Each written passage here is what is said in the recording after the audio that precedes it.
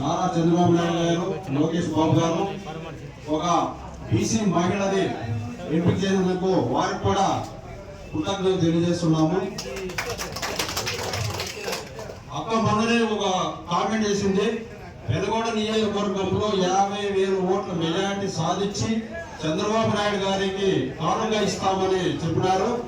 మేము అక్క ఆశయానికి అందరూ కలిసికట్టుగా పనిచేసి 50,000 ఓట్ల మెజారిటీ తెప్పించడానికి మేమంతా కృషి చేస్తామని ఈ సందర్భంగా తెలియజేస్తూ తెలియజేస్తున్నాం.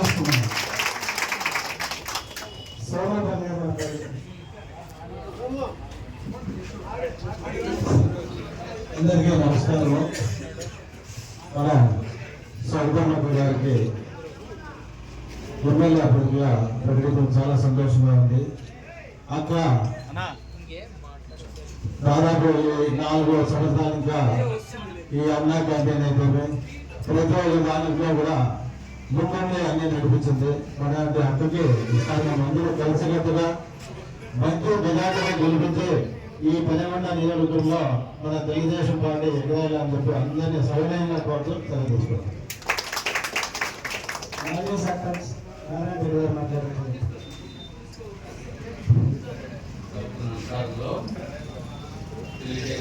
చంద్రబాబు నాయుడు ఎవరు కేటాయించినా సైకిల్ గుర్తి వేసి మన మొక్కని మెజార్టీతో సొంతం చేసుకోవాలని సొంతంగా ఇచ్చింది కాబట్టి మనం సొంతంగా చేస్తాము. ఈసారి ఏ మేరకు చెప్తే ఆ మేరకు చేయాలని మనం అందరికీ కోరుకుంటున్నాము.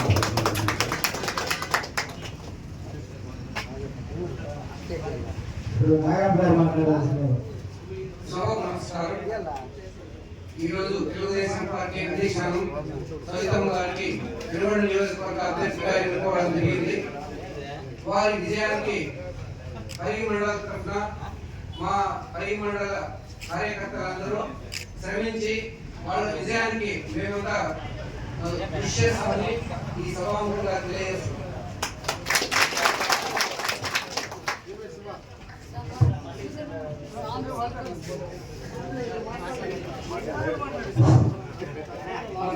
మన పెదగొండ నియోజకవర్గానికి విచ్చేసిన మన తెలుగుదేశం పార్టీ అత్యంత మహారథులకు, యువకులకు, మేధావులకు అందరికీ నా హృదయపూర్వక ధన్యవాదాలు.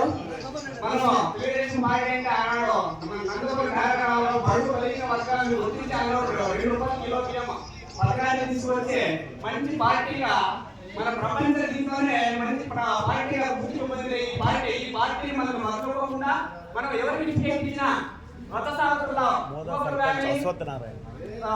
సీనియర్ కానీ జూనియర్ కానీ అందరూ రథ సారథుల్లో పనిచేసి అక్కడ మెజార్టీలో మన సొంత మండలాన్ని గెలిపించవలసిందిగా మరీ కోరుకుంటూ ఈ అవకాశం ఇచ్చిన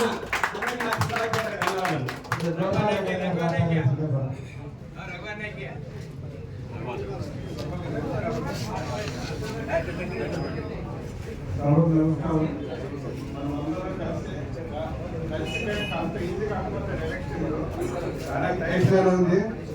చాలా కష్టపడి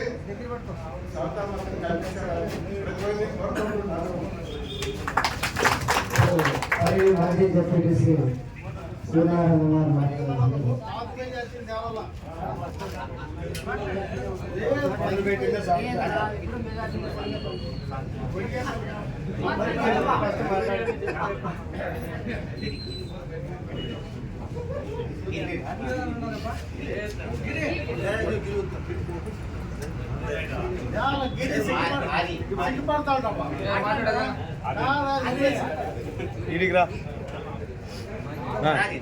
ఇడిగిరానా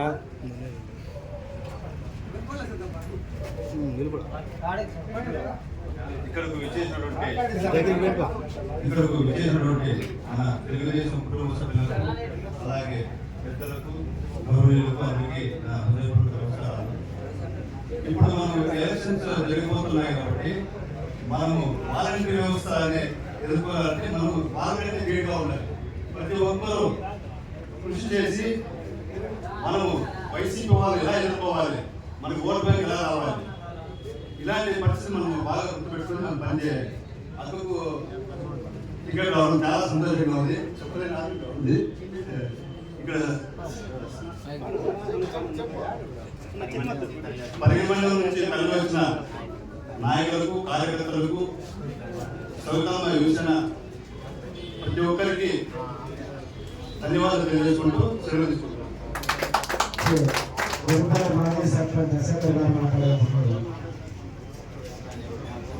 మాట్లాడినా నమస్కారం.